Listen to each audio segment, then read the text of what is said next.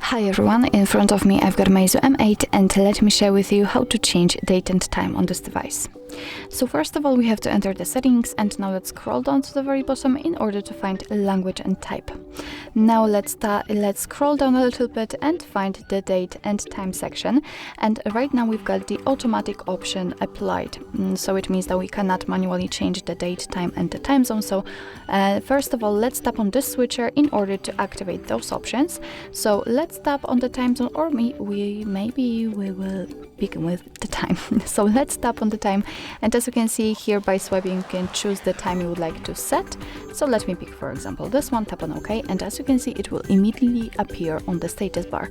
The same situation with the date, just by swiping we can pick the date we want to use, tap on OK, and as you can see, why it did not change.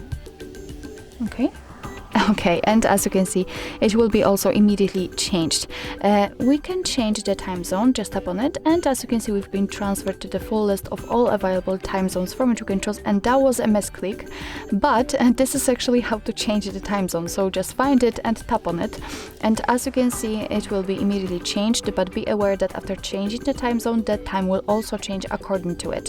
Here you can decide also what kind of clock format you want to use. Right now we are using 24-hour format, but if you'd like to use a 12-hour format, just tap on the switcher to turn off actually this option, and as you can see it will be also immediately applied.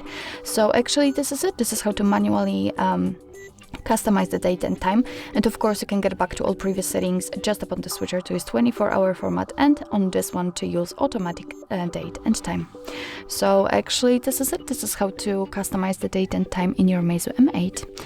Thank you so much for watching. I hope that this video was helpful, and if it was, please hit the subscribe button and leave the thumbs up.